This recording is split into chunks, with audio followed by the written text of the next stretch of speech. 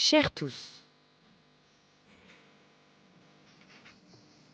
après une merveilleuse nuit passée au manoir de Valancelles et un réveil au chant des oiseaux, j'ai commencé ma journée à la roseraie. Sympa le café au soleil. Ah, tu m'étonnes. Bonjour Dominique. Bonjour. Déjà en route? Ah bah oui, il vaut mieux jardiner tôt. Bon bah, je veux bien te filer un coup. Allez, qu'est-ce que tu préfères? Allez, sécateur. Sécateur. Ça marche. Allons-y. Sécateur. Parce que mine de rien, appartenir aux parcs et jardins de Bourgogne, c'est du boulot.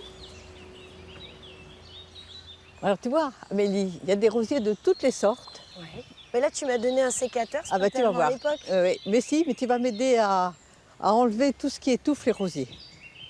Tu vois, tous ces géraniums vivaces, tu les coupes comme ça et tu les mets au pied. Et pourquoi? Bah parce que comme ça évite que l'humidité s'évapore.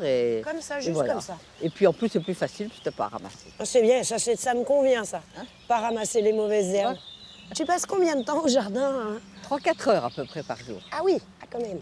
C'est vraiment trop dur pour moi le jardin. J'ai vite abandonné Dominique pour aller en course au village. Bonjour madame. Bonjour.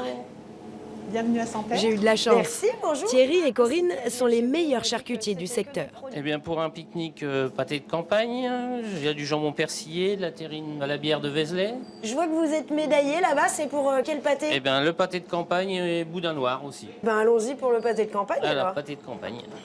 Corinne, vous me recommandez quoi encore Nous avons une spécialité, c'est le saucisson à l'ail des ours. Une petite rondelle, on a faim cette heure-ci? Ah, pour goûter là tout de suite, je veux bien. Quand j'étais petite, c'était comme ça chez le boucher. Oui, on avait toujours ouais. du saucisson à l'ail. C'est toujours comme Vous ça. me le toujours comme sentez ça et après vous me le dégustez. C'est top, hein? Eh ben, c'est top, ouais. On va en prendre une. Ouais, c'est très bien. Au revoir, merci, bonne journée. Mais avant de me régaler, j'ai fait un peu de sport. Pour découvrir la vallée de la Cure, rien de mieux que le canoë, j'ai donc descendu la rivière avec Étienne, qui en connaît tous les méandres. Pour faire une balade sympa, là, on est parti pour combien de kilomètres?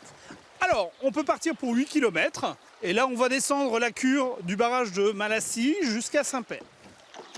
On est trop lourd, C'est un petit peu. Et on est parti. c'est pour gagner, hein. On va pas avancer très vite au début. C'est vraiment sauvage dans le secteur.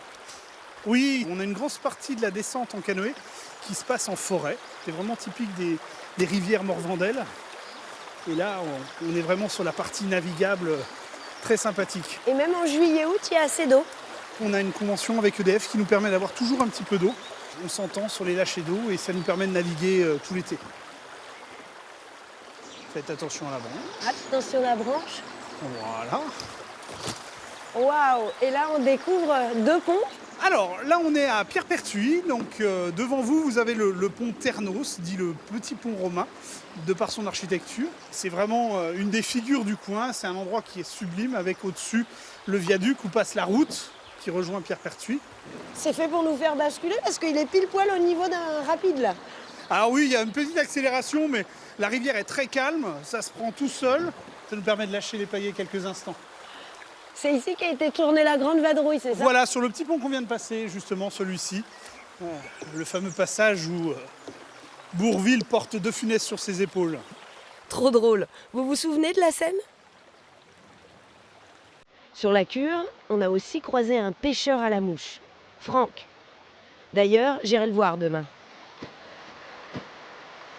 Enfin bref, après tout ça, j'avais bien mérité mon pique-nique.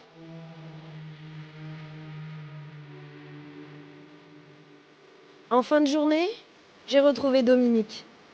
Elle m'a emmenée en haut du Mont Sabot. On y est resté longuement pour papoter, mais surtout pour admirer le paysage.